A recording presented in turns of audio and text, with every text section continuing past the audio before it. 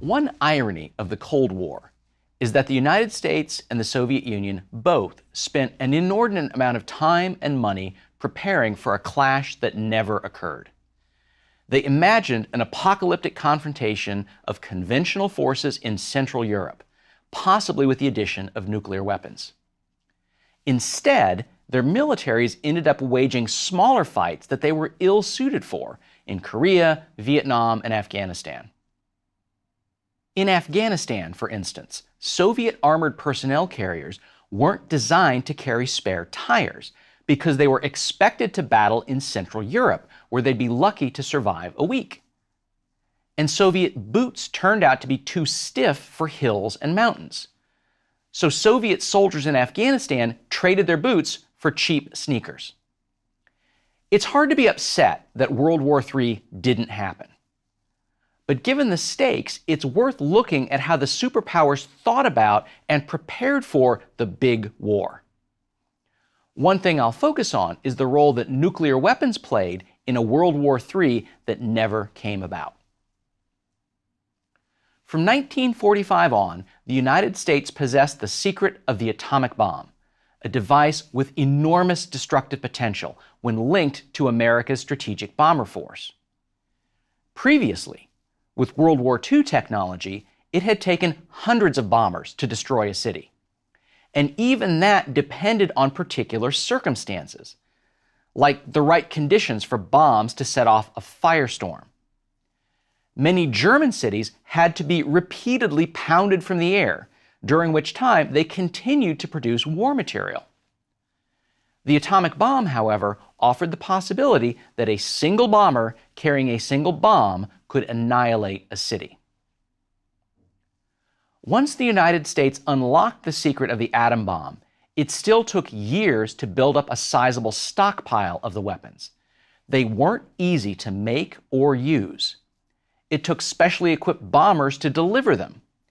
And those bombers could potentially be shot down en route to the target. Some finesse is needed to build a device small enough to fit in a bomb casing and sturdy enough to drop from an airplane. Despite all those limitations, the first nuclear weapons were recognized as a very big deal. Joseph Stalin, running the Soviet Union, knew that, though he tried to downplay the atom bomb as long as he didn't have one. But the Soviets embarked on a crash program and tested their first successful atomic bomb in 1949. Once that happened, even though the Soviets took even longer to have a supply of usable weapons, nuclear weapons had a restraining effect on behaviors that might otherwise have led to full-scale war. In my view, the foremost reason that World War III never happened was the enormous cost that would have resulted if it had. Nuclear weapons became an even bigger deal when atomic bombs were replaced by hydrogen bombs, also called thermonuclear bombs. What's the difference? You might think that the distinction between atomic and hydrogen weapons is pretty subtle, because either kind can ruin your day. But as it turns out, the distinction matters quite a bit. First, the technical distinction. An atomic bomb works by fission, by splitting atoms. If you put enough uranium or plutonium into a small enough space quickly enough, the radioactive qualities of those materials creates a chain reaction. One atom's radiation splits another atom, releasing more radiation and energy, splitting more atoms. The result is a very big explosion. That's the basic principle behind the bombs that destroyed Hiroshima and Nagasaki in Japan. That kind of bomb has a power measured in kilotons, thousands of tons of TNT. The two bombs dropped on Japan had a yield of about 15 or 20 kilotons. But physicists realized a theoretical possibility early on. You could use a fission bomb to set off nuclear fusion. That is, fusing atoms together to release even more energy. It sounds really complicated, and getting it to work takes some tricky engineering. In essence, you take an atomic bomb and set it off. using carefully engineered casings to focus the energy of the explosion on a supply of hydrogen, fusing the hydrogen into helium. That makes an even bigger explosion. It's the hydrogen fuel that gives this sort of device its name, a hydrogen bomb. It could also be called thermonuclear, in effect the heat, thermo, of an atomic explosion inducing nuclear fusion. While fission devices, atomic bombs, are measured in kilotons, thousands of tons of TNT, fusion devices, hydrogen bombs, are measured in megatons, millions of tons of TNT. The first hydrogen bomb was about 10 megatons, 500 times the power of the bombs dropped on Japan. What difference does that make in practical terms? A huge jump in destructive power. If you look online, it's not hard to find simulators of nuclear weapons. Here's a way of making it concrete. If you dropped a Hiroshima or Nagasaki weapon on New York City today, it would kill about 300,000 people. In contrast, the very first hydrogen bomb would kill well over 4.5 million people, 15 times as many as the atomic bomb. When hydrogen bombs were first developed, they depended on bombers to hit an enemy's heartland. That created certain constraints. Bombers took time to reach their targets. They were easily detectable by radar, and they could be shot down by anti-aircraft missiles or jets. What changed the dynamic was the combination of two technologies: the destructive power of hydrogen bombs with ballistic missiles. In the mid-1950s, the United States and the Soviet Union both developed submarine-launched ballistic missiles, weapons launched from a submarine and capable of carrying a nuclear warhead. Early versions of SLBM technology required the submarine to come to the surface to launch. Improved versions allowed a submerged sub to launch. The key advantage of submarines is stealth. They are difficult to find and so difficult to kill. Missile subs could loiter off the enemy's coast, ready to launch at any point. And because missiles could fly fast and ranges might now be short, it could be only a matter of minutes between launch and the detonation of nuclear warheads over major cities. The United States and the Soviets began a deadly cat-and-mouse game of missile subs hiding in the deep oceans, while their cousins, attack submarines, tried to track them. A final addition to the arsenal was the intercontinental ballistic missile, or ICBM, a descendant of the V-2 ballistic missile that Nazi Germany developed and used during World War II. In the late 1950s, the Soviet Union and the United States both developed land-based missiles that could fly for thousands of miles, hence the intercontinental part of the name. They didn't need air bases close to enemy territory, nor could they be reliably shot down. This is why the 1957 Soviet launch of Sputnik, the first artificial satellite, was so alarming. Sputnik was not itself particularly impressive, but a launch vehicle capable of putting a satellite into space was also capable of carrying nuclear warheads. Early ICBMs were relatively crude. They were not especially accurate, used dangerous and volatile liquid fuel, so they couldn't be kept fueled all the time, and they were prone to failure. But the technology rapidly improved. Once reliable solid fuel missiles were available, they could be placed in hardened underground silos, meaning that only a direct hit from another nuclear weapon would destroy them. Flying over the North Pole, they could hit a target within 30 minutes, or multiple targets once technology allowed putting multiple warheads on one missile. 3 delivery systems, bombers, submarines, and land-based ballistic missiles, together made up what came to be called the nuclear triad. The idea was that the combination of 3 systems provided more reliability and survivability than any one system alone. The United States and the Soviet Union developed very different triads. The Soviets relied much more heavily on land-based missiles, ICBMs, though they also produced strategic bombers and missile subs. The United States pursued a more balanced force, with rough equality among bombers, missiles, and subs. By the 1970s, both sides had thousands of delivery systems, bombers, missiles, subs, and tens of thousands of nuclear devices that those systems could deliver. All of those were meant for one-time use. A nuclear missile, once fired, wasn't coming back. And bombers, while in theory they might penetrate foreign air defenses and then fly home, were in practice understood to be on one-way missions. Submarines had a better chance of launching their missiles and returning to their home ports. But very few people imagined that there would be much need for reloading or ability to reload in a nuclear war. Nuclear weapons created the need for a new way of thinking. First, you had to think about what you were going to hit. Ideally, you'd like your bombs to strike precise targets: military bases, particularly enemy nuclear facilities, missile silos, submarine bases, air bases. In the vocabulary of nuclear strategy, that's called counter-force targeting. The problem was that early systems, much like bombers in World War II, weren't very accurate. In particular, they weren't accurate enough to count on hitting hardened targets like missile silos. They could only count on hitting big, soft targets like cities with lots of people. In the nuclear lexicon, hitting cities and killing millions of people was what was called counter-value targeting. Let's go into the weird world of nuclear strategy and think of a best-case scenario if you decide to use these weapons. Imagine that in a conflict, you are the first to use nuclear weapons and it is a surprise attack, a bolt from the blue.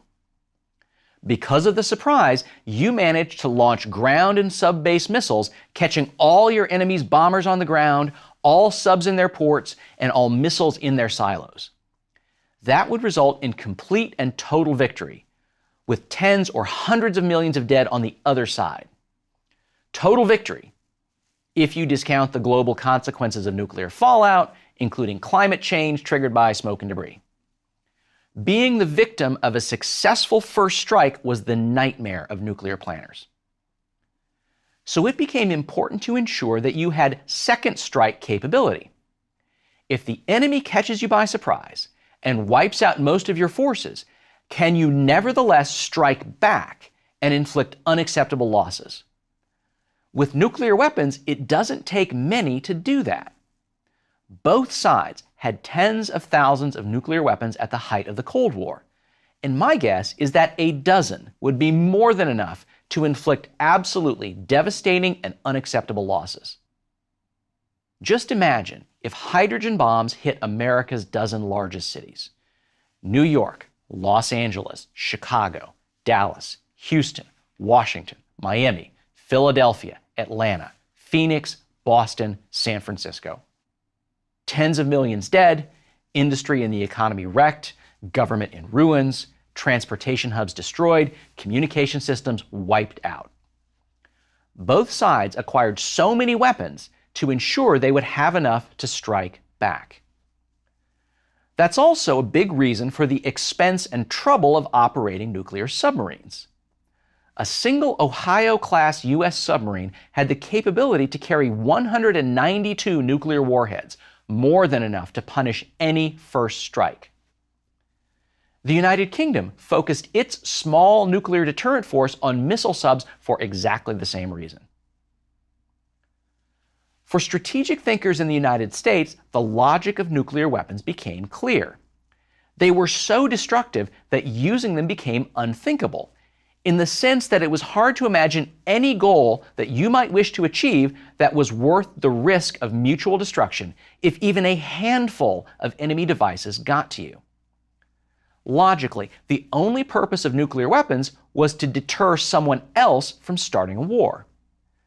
The basic concept of mutually assured destruction was that neither side in the Cold War would start a nuclear war because of the very good chance of being destroyed in return. Still, that left several paths by which a war might happen. First, it's not clear that the Soviets thought about deterrence in the same way the West did. This is a bit of inside baseball for people like me who dig deeply into Soviet military thinking. But Soviet Marshal Vasily Sokolovsky wrote a military strategy textbook that treated nuclear weapons more or less as big artillery pieces. There wasn't anything in that text about nuclear weapons as fundamentally about deterrence. If you're going to fight, why not fight with all your weapons? To be sure, Sokolovsky was a bit of an outlier. Nonetheless, the Soviets certainly thought about nuclear weapons differently than the United States did. One possibility for inadvertently getting into a nuclear war was a conventional war that escalated. Let's say we agree that starting a nuclear war is insanity. Does it necessarily follow that starting a conventional war was also insane? Let's say that the Soviet leaders thought they could fight and win a war in Europe using only their conventional forces. Would the United States turn to nuclear weapons and run the risk of global destruction in order to defend its European allies? For what it's worth, no one in the North Atlantic Treaty Organization ever seriously thought about the opposite possibility, that NATO starting a conventional war with the Soviets was ever going to happen. For most of the Cold War, the Soviet bloc clearly had more conventional power in Europe than NATO did, when measured by tanks, planes, and soldiers. While the Soviet Union pledged that it would not be the first to use nuclear weapons, the United States never made that promise. It needed to keep that nuclear deterrent to offset Soviet conventional superiority. To reassure its allies and convince the Soviet Union that it was serious, the United States kept American forces in Europe, and for similar reasons in South Korea and Japan. If the Soviets tried a conventional attack on Western Europe, American soldiers would die, and make the possibility of an American nuclear response all the more real. Because there was still some room for doubt, Britain and France developed their own nuclear weapons as well. If the US would not risk nuclear war to defend Europe, Europeans might need their own. And a small incident on a border or political upheaval in a neutral state might provoke a miscalculation on either side. The Cuban Missile Crisis is an excellent example of such a tension and illustrates the way nuclear weapons change the game. Cuba became a Soviet ally after Fidel Castro took power in 1959. Every U.S. administration since has seen Cuba as a foothold for communism in the Western Hemisphere, and Castro's regime viewed the United States with equal hostility. In 1961, John F. Kennedy entered the White House, where he inherited a half-baked CIA scheme to invade Cuba with a small group of anti-Castro Cuban exiles. The CIA would provide weapons, training, and support. Kennedy was unsure of the merits of the plan, but given his youth and relative inexperience, he was unwilling to call off the operation. In April 1961, the CIA-backed force went ashore at the Bay of Pigs, giving the operation its name. It was a complete fiasco. The invaders were quickly and easily rounded up by Castro's forces. Even so, given the ongoing threat from the United States, Castro asked the Soviet Union for help. Soviet leader Nikita Khrushchev was by nature a gambler and risk-taker, and saw stationing nuclear missiles in Cuba as one way to build up Soviet influence in the Third World. Doing so would also serve as a counter to American missiles in Turkey. In October 1962, U.S. reconnaissance flights over Cuba spotted Soviet missile bases under construction, and Kennedy was faced with a terrible problem. Khrushchev's deployment was a big change to the status quo. It looked like a terrible violation of the Monroe Doctrine, the principle of American foreign policy dating back to the early 19th century that rejects outside interference in the Americas. The Soviet Union had previously lacked the ability to easily hit the U.S. mainland, but missiles in Cuba would give it a dramatic new capability. Kennedy decided to go public in demanding the removal of the missiles. The US military prepared to invade Cuba if the Soviets did not agree. American intelligence believed that the missiles present in Cuba did not yet have nuclear warheads. Kennedy now imposed what he called a quarantine on Cuba to prevent the delivery of Soviet warheads. He chose the term quarantine as less provocative than blockade, because in some readings, a blockade is in itself an act of war. Khrushchev chose not to force a ship through, which could have led to war. Still, it was a horrific confrontation. Kennedy estimated the chances of nuclear war at 1 in 2 or 1 in 3. This crisis could have led to an inadvertent nuclear war on at least 3 occasions. In the midst of the standoff, a U-2 spy plane was shot down over Cuba, and its pilot was killed. But Kennedy chose not to read this as Soviet escalation. A Soviet submarine was forced to surface off Cuba by U.S. depth charges. That sub was carrying a nuclear-tipped torpedo, and its Soviet officers debated whether or not to use it. They chose not to. Finally, the Soviets had a substantial number of tactical nuclear weapons on the island, and local commanders had the ability to use them. A U.S. invasion could have set off a nuclear response, triggering an escalation that would have been very difficult to control. But Nikita Khrushchev agreed to remove the missiles from Cuba, and the crisis was defused. At the time, and to a large degree since, this has been perceived as a humiliating defeat for Khrushchev and a stellar victory for Kennedy. But that interpretation is tough to sustain. While Khrushchev had to withdraw missiles from Cuba, there was another side of the deal. Kennedy secretly agreed to take a very similar step. American Jupiter missiles in Turkey were withdrawn in exchange for the Soviet concession. In addition, Kennedy pledged that the United States would not invade Cuba, giving Castro the security guarantee that he wanted. Still, Castro was not happy about losing those missiles. He described Khrushchev in some very undiplomatic language. So the Cuban Missile Crisis demonstrates that even when neither side thinks war is a good idea, it's quite easy in an atmosphere of great stress for small events to have outsized impact. In 1962, the world got lucky, and both sides took steps to prevent similar problems in the future.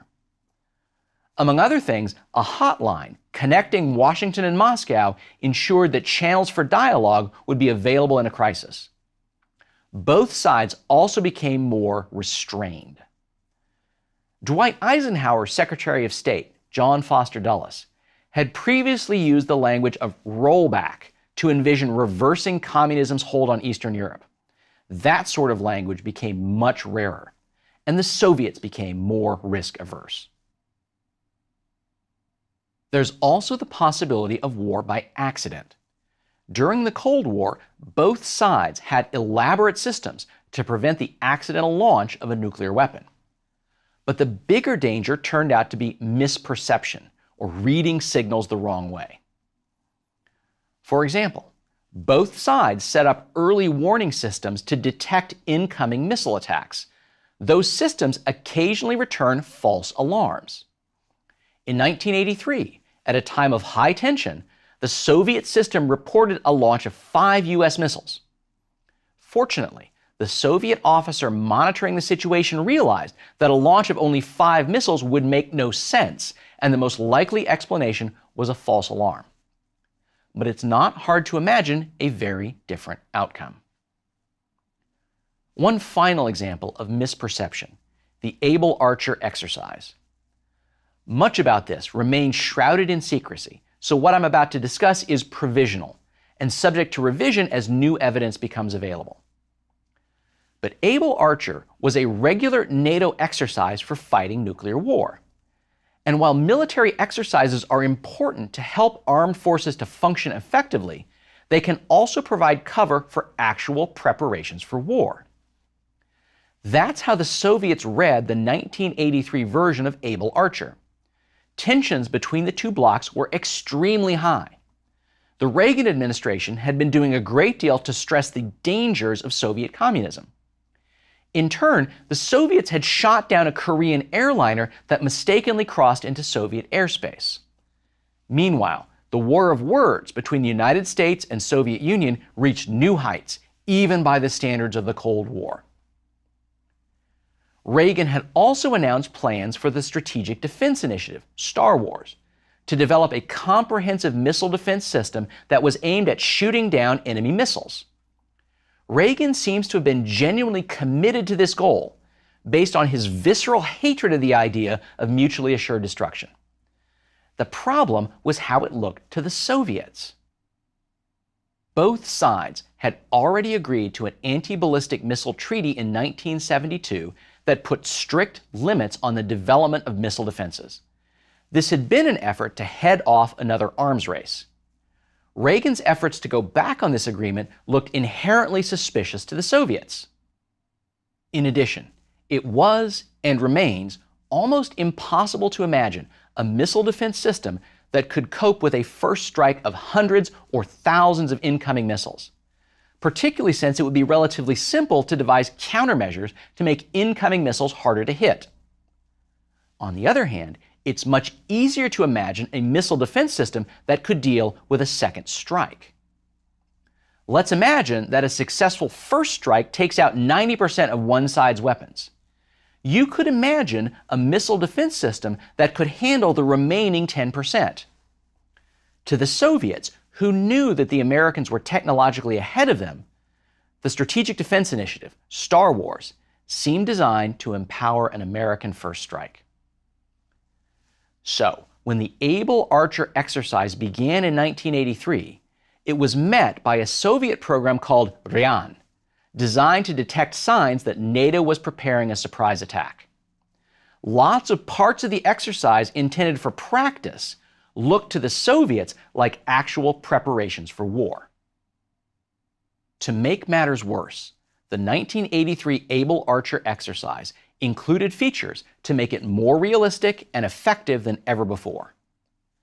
The Soviets convinced themselves that a surprise nuclear strike was in the works and began preparing themselves accordingly. The situation was exceedingly dangerous, and unlike the Cuba crisis 21 years earlier, the general public had no idea.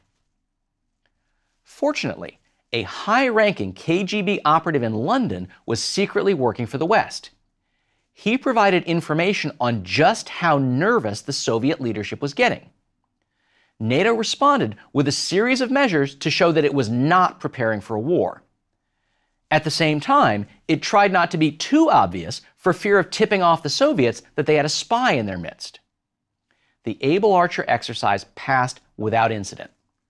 And within a few years, relations between the West and the Soviet Union got much better. The number of nuclear weapons in the world today is much smaller than it was during the Cold War. But the number of nuclear powers has grown and might still be proliferating. So danger remains. It is no fun thinking about nuclear war. But our own safety requires us, in the words of nuclear theorist Herman Kahn, to keep on thinking about the unthinkable.